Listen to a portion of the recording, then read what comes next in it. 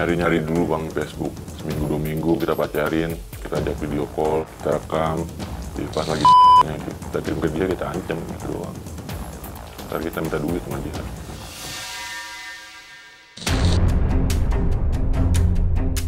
Ganteng banget gitu ya, dia bilang hello gitu, dia masih muda pakai seragam polisi gitu, terus tiba-tiba dia video call juga.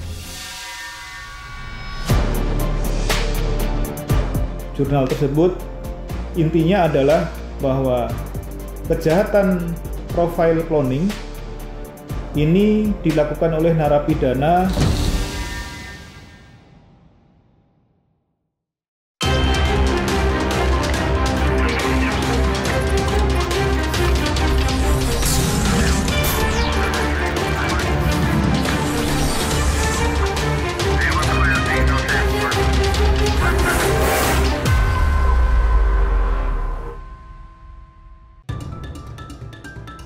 Tindak penipuan berkedok asmara atau love scam kembali jadi sorotan masyarakat. Ironisnya, kejahatan ini diduga dilakukan dari balik jeruji besi. Siapa saja yang jadi korbannya dan bagaimana pelaku melancarkan tindak kejahatannya dari dalam lapas? Simak liputan selengkapnya agar Anda terjadi sasaran berikutnya. Kabar tak sedap datang dari Kalimantan Tengah. Dalam 5 bulan terakhir, polisi menerima 18 laporan kasus pemerasan menggunakan video call seks. Hampir setiap bulan itu ada aja korban VCS. Kalau tahun 2022-2021 ke bawah itu tidak terlalu banyak. Nggak tahu ini kenapa di tahun 2023 ini trennya ini mulai ada peningkatan. Para korban berkenalan dengan pelaku di media sosial. Pelaku mengajak korban melakukan VCS. Tanpa sepengetahuan korban, pelaku merekamnya, lalu menggunakan video tersebut untuk memeras korban. Di Telegram itu tuh ada satu grup kayak gitu, grup buat cari temannya gitu. Nah terus ada satu orang tuh cewek, di profilnya kan cewek, bilangnya yang ngetik di grup itu open VCS free gitu. Terus kan saya tertarik loh, si nomor orang itu ngancem buat nyebarin videonya itu. Nah dia minta 500.000 loh buat videonya tuh nggak disebarin.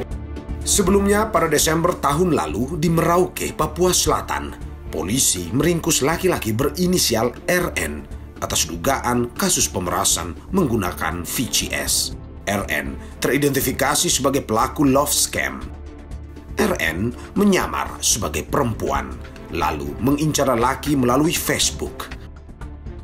RN mengajak korbannya melakukan VCS dan merekamnya diam-diam. Penipuan dan pemerasan berkedok asmara atau love scam terus berulang. Kasusnya terjadi di beberapa daerah. Seperti misteri, para pelakunya tak banyak tertangkap. Keberadaannya pun sulit diketahui. Belakangan, menyeruak dugaan praktik love scam ini dilakukan dari balik penjara. Penipuan berkedok percintaan atau love scam yang diduga dilakukan dari dalam lapas mendapat sorotan masyarakat. Saya akan mengecek informasi tersebut di Twitter. Awalnya, dugaan love scam dari balik lapas disebarkan akun partai sosmed melalui Twitter. Tweet tersebut menyertakan unggahan video seseorang yang diduga napi, seperti sedang melakukan video call dengan korban. Unggahan ini mengejutkan publik. Praktik love scam yang dijalankan dari balik lapas nyatanya bukan isapan jempol belaka. Bayu Suseno, yang kini menjabat Kapolres Bengkayang, Kalimantan Barat, pernah melakukan penelitian tentang love scam dari balik lapas pada 2015 lalu. Melalui penelitian selama 3 tahun yang jadi bagian dari disertasinya, Bayu mengungkap keterlibatan sejumlah narapidana sebagai pelaku love scam di sebuah lapas. Kejahatan profile cloning ini dilakukan oleh narapidana setelah melalui proses belajar pada saat yang bersangkutan pertama kali masuk ke dalam lapas atau rutan, dan ternyata di dalam ini ada kejahatan baru, yaitu penipuan online menggunakan sarana handphone, yang tentu handphone tersebut dia peroleh dengan cara-cara yang ilegal. Beberapa hasil temuan penelitian sudah diuji secara langsung oleh 13 profesor waktu itu, dan salah satu penguji saya adalah Bapak Menteri Hukum dan HAM.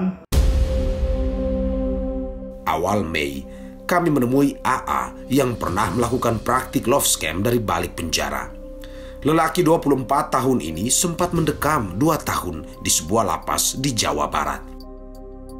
Selama di penjara, AA malah belajar kejahatan love scam dari temannya sesama narapidana.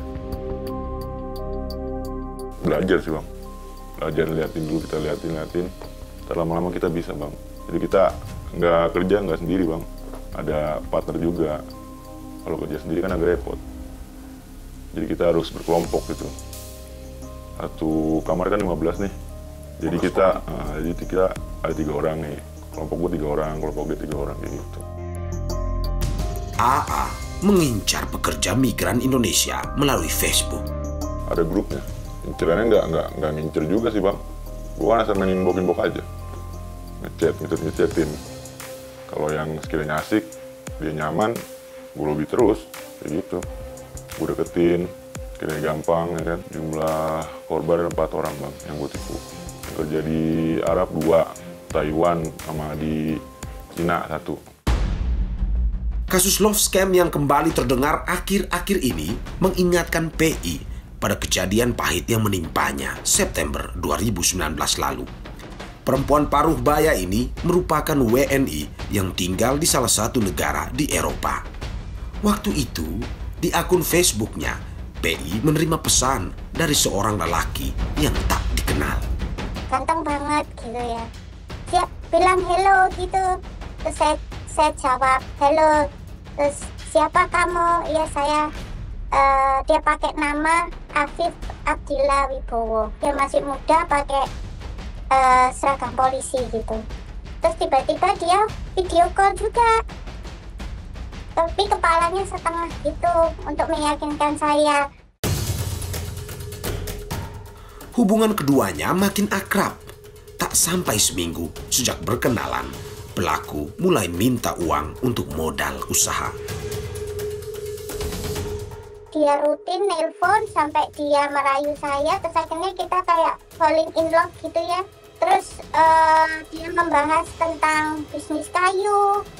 Terus kalau ada bisnis kayu, kalau kamu mau join gimana gitu. Dia nawarin pinjam uang itu 25 juta mas.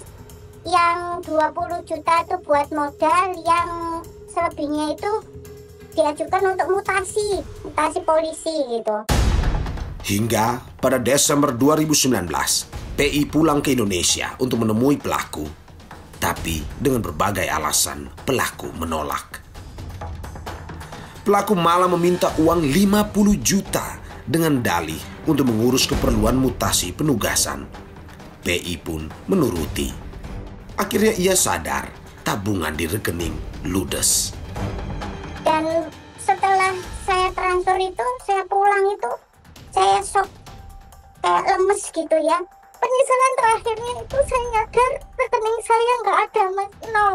Itu sangat berat banget, campur aduk sampai saya mau mikir yang udah tak bunuh diri kayak gitu-gitu. Itu semua di sini itu sudah blank.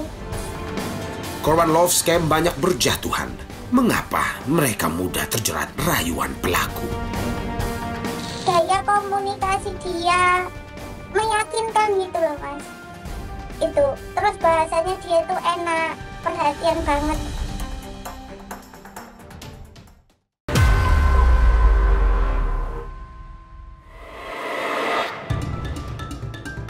Para pelaku love scam menggunakan beragam cara guna menjerat korban. Salah satunya mencatut foto orang lain di medsos.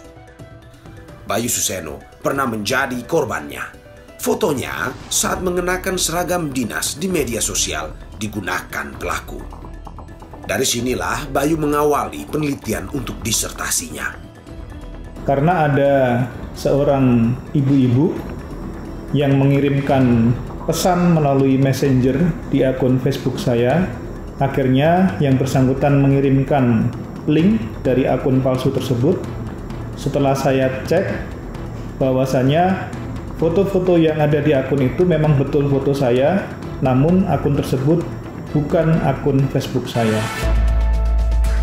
Usut punya usut, si pencatut foto ternyata pelaku love scam yang berada di salah satu lapas di Indonesia. Dari sini, Bayu mengetahui pelaku love scam mencatut foto orang berprofesi tertentu. Yang bersangkutan menjadi pelaku penipuan online dengan menggunakan foto-foto anggota Polri, foto-foto anggota TNI, foto-foto dari penerbang atau pilot, foto pelaut, dan bahkan ada yang menggunakan foto dari tentara Amerika juga ada. AA, mantan pelaku love scam dari balik penjara yang kami temui pun mencatut foto seorang pelayar di Instagram. Seperti kebanyakan pelaku love scam, AA berpura-pura sebagai pelayar. Ngambil foto orang asli pelayaran di Instagram. Gue ambilin, jadi video-videonya gue ambilin. Video lagi di kapal, fotonya dia. Biasanya, setelah 2 pekan berkenalan, AA mampu menjalin hubungan akrab dengan korbannya. Berikutnya, AA mengajak korban untuk VCS. Gue yakinin dulu, gue bikin nyaman, udah nyaman. Dia juga butuh ya kan, gue pancing ngomongan ke gitu kan. Gue suruh ngapain aja dia mau. Begitu korban menuruti, AA merekamnya diam-diam. Ia kemudian menggunakan video tersebut untuk memeras korban. Kita kirim ke dia, kita ancam gitu doang. Ntar kita minta duit sama dia. Ancamannya gimana? Viralin sih. Ya, paling kalau kita ancam ya, lu mau gue viralin apa mau ngasih duit gue nih gitu. Paling ngasih ya paling kalau cuma 1 juta dong sih dikasih. Tapi kalau pakai gitu kan lebih gede bang ya.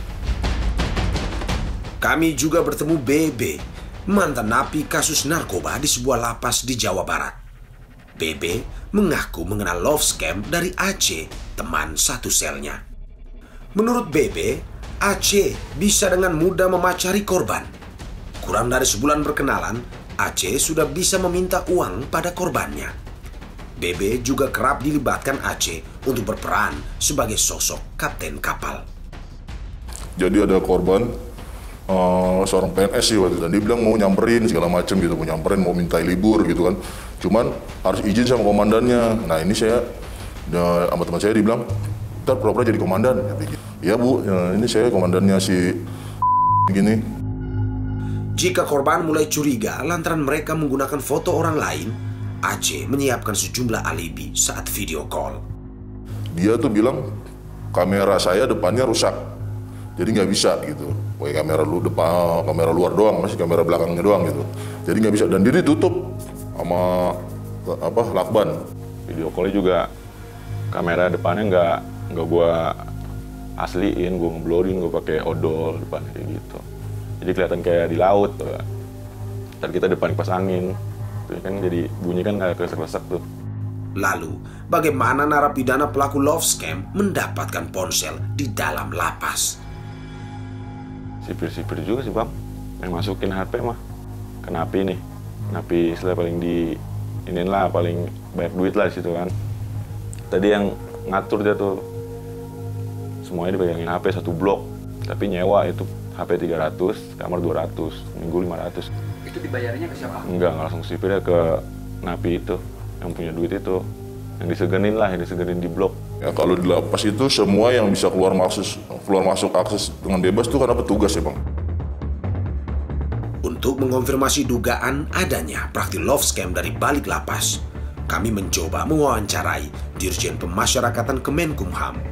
Namun, tidak ada tanggapan terkait permohonan wawancara yang kami sampaikan. Dalam kasus penipuan berkedok asmara alias love scam, meski baru saling kenal, pelaku bisa dengan mudah meyakinkan korban untuk menuruti kemauan pelaku. Karena gaya komunikasi dia meyakinkan gitu loh Mas. Itu terus bahasanya dia itu enak, perhatian banget, mengingatkan saya untuk rajin sholat gitu, rajin sholat. Terus kalau saya sedih gitu dia hibur terus, pokoknya dia selalu mendampingi saya kalau malam sedih. Disitulah saya yakin dia memang ingin melamar saya gitu. Sebenarnya PI sempat menemukan kejanggalan saat melakukan video call. Saat itu, PI merasa tampilan kaki pelaku tak cocok dengan sosok yang ia bayangkan. Belakangan, PI mengetahui jika pelaku mencomot foto seorang polisi di media sosial. Saya sempat minta, kamu mau lihat mukamu. Kan kamu selama ini cuma foto-foto aja, saya bilang gitu. Orangnya atasnya putih, bawahnya kok kusem kakinya gitu, terus keriting. Itu tanda tanya besar di sini saya Mas. Cuman pada waktu itu ya sudah saya terbuat kok dengan asmaranya dia. Di era teknologi yang semakin canggih sekarang ini, aplikasi pengubah wajah atau reface app diduga digunakan para pelaku love scam untuk mendekati korbannya melalui panggilan video. Oleh aktor-aktor kriminal, mereka bisa menggunakan wajah-wajah yang tampan atau yang menarik untuk menjerat korbannya. Dan ini sudah sangat dimungkinkan hari ini. Dan sekarang teknologinya masih teknologi awal, masih kasar ya. Orang yang jeli bisa melihat bahwa ini kasar, tetapi dalam waktu singkat akan sangat sulit dibedakan. Ini yang perlu diperhatikan. Lantas, apa yang harus diwaspadai agar tak jadi korban love scam? Kalau sudah menjadi korban love scam, ayo sama-sama kita cari jalan keluar yang terbaik. Ayo hubungi saja relawan-relawan scam, anti scam gitu kan, di WSC kita siap membantu insya Allah.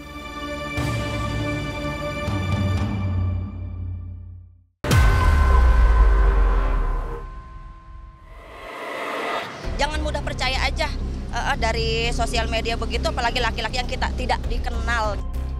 Kalau udah dia DM ke kita lebih hati-hati. Kalau bisa menjurus yang hal-hal yang negatif, langsung cut aja. Kita lacak melalui get kontak, jadi bisa terlihat dia itu orang baik-baik atau tidak. Tidak ada data pasti berapa korban penipuan berkedok asmara dan jumlah kerugiannya. Waspada Scammer Cinta atau WSC, sebuah komunitas yang peduli isu love scam, telah menerima 17 aduan dari para korban hingga Maret 2023. Dengan total kerugian 630 juta rupiah. Ini tentu bukan jumlah kasus sesungguhnya. Para pelaku love scam menghadapi ancaman pasal berlapis, mulai dari penipuan hingga muatan kesusilaan dalam Undang-Undang ITE. Dan ada 3 tindak pidana di situ. Bisa masuk penipuan di KUHP pasal 378. Ancaman hukumannya 4 tahun. Undang-Undang ITE itu ada pasal 27. Undang-Undang ITE itu ancaman hukumannya bisa 6 tahun. Kalau pemerasan pengancaman 369 KUHP itu 4 tahun. Praktik love scam dari balik jeruji lapas tak pernah terbongkar. Padahal 5 tahun lalu, melalui penelitian dan disertasinya, Bayu Siseno telah mengungkap praktik ini. Ia juga telah memberikan rekomendasi terkait upaya mengantisipasi dan menghentikannya. Dan sudah kami berikan rekomendasi, yaitu intinya adalah perlu adanya perbaikan internal terkait dengan integritas dari petugas, perlu adanya penambahan alat khusus ya berupa jammer atau perusak sinyal, kemudian intensifikasi CCTV, dan penggunaan security door sehingga barang-barang yang dilarang untuk masuk ke dalam lapas atau rutan ini dapat diketahui dari awal. Ya, ini merupakan beberapa saran rekomendasi yang sudah saya berikan di waktu itu. Masyarakat juga patut waspada agar terhindar dari penipuan berkedok asmara ini.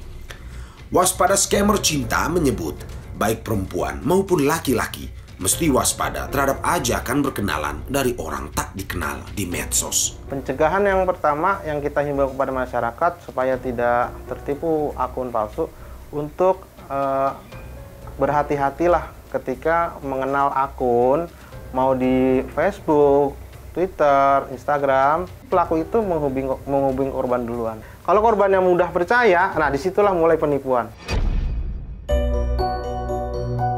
WSC mencatat, sebagian besar korban penipuan love scam pada tahun-tahun sebelumnya merupakan pekerja migran. Namun kini, pelakunya menyasar siapa saja, termasuk kalangan berpendidikan tinggi. Yang sekarang lagi ngetrennya ini ya, yang lapor ke WSC itu, mereka yang latar pendidikannya itu tinggi. Mereka yang lulusan S3 bahkan, dosen bahkan profesinya ada, itu bisa tertipu.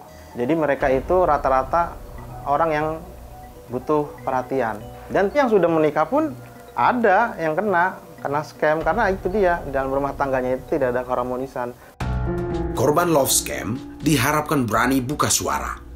Dengan melaporkan kasus yang menimpanya, para korban bisa didampingi, sehingga kasusnya pun bisa ditangani hingga tuntas oleh polisi. Ketika sudah terjerat yang namanya love scam, ini bukan akhir dari segalanya ya.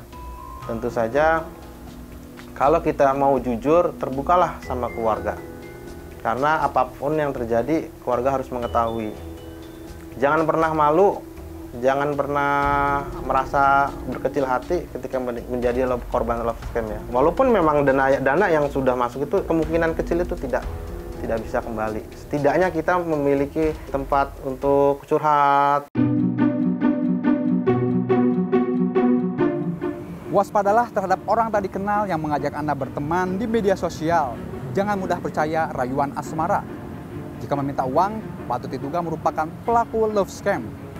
Kenali modus kejahatan yang dekat dengan keseharian Anda agar tak jadi sasaran berikutnya.